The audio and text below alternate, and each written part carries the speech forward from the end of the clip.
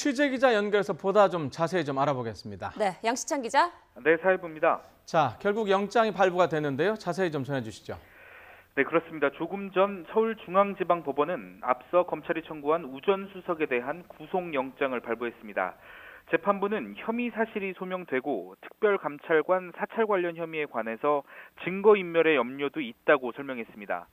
영장실질심사는 서울중앙지법 321호 법정에서 어제 오전 10시 반부터 오후 4시까지 진행되는데요.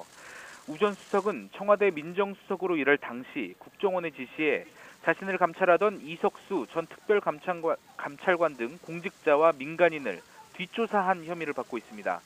또 정부 정책에 비판적인 진보 성향 교육감의 뒷조사에도 관여하고 과학계 블랙리스트를 작성하게 한 혐의도 받고 있습니다. 검찰은 우전 수석이 민정수석의 권한을 남용해 벌인 이러한 혐의점들을 제시하며 사안이 중대하고 불구속 상태에서는 사건 관계자들과 입을 맞추는 등 증거인멸을 할 수 있다며 구속의 필요성을 강조했습니다. 또 혐의와 관련한 진술과 함께 문건 등 증거자료도 충분히 확보했다면서 구속영장 발부에 자신감을 드러내기도 했는데요. 하지만 우전 수석 측은 국정원의 불법 사찰을 지시하지 않았고 청와대 민정수석의 통상적인 일반 업무를 했을 뿐이라며 검찰의 주장을 반박했습니다. 자, 양시찬 기자. 네.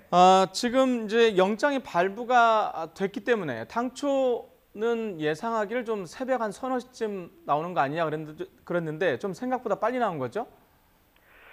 네, 그렇습니다. 이번이 벌써 세 번째 구속영장 청구고 또 앞서 김태효 전 행정관의 경우에도 1시 넘어서 영장이 발부됐었기 때문에 이번에는 사안의 중대성을 고려해서 좀 더 늦게 발부되는 것이 아니냐는 예상이 나오기도 했는데요.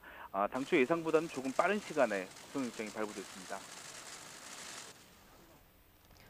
네, 이제 우전 수석의 구속 앞으로 검찰의 국정농단 수사에 어떤 영향을 미칠지 궁금한데요. 좀 정리 부탁드립니다.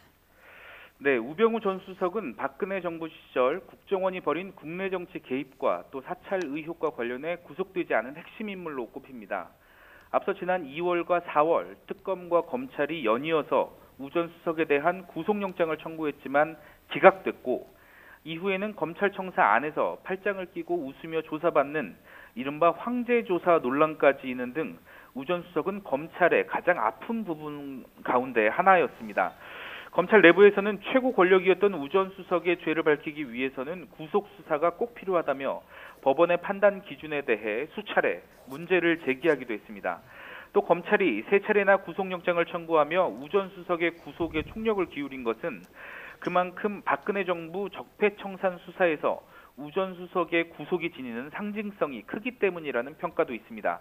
최근 김태효 전 청와대 대외전략기획관 등 주요 피의자들의 구속영장이 기각되거나 구속 적부심을 통해 석방되면서 수상의 어려움은 물론이고 분위기 자체가 침체되는 것 아니냐는 걱정까지 나왔는데요.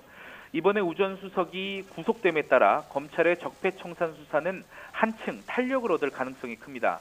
국정원 수사팀 내부의 사기 상승은 물론이고 우 전 수석을 둘러싼 주요 피의자들의 진술에도 영향을 미칠 수 있기 때문입니다. 검찰 관계자는 이에 대해 최고 권력자들은 그에 상응하는 책임이 있다면서 늦었지만 다행스러운 일이라는 입장을 내놨습니다.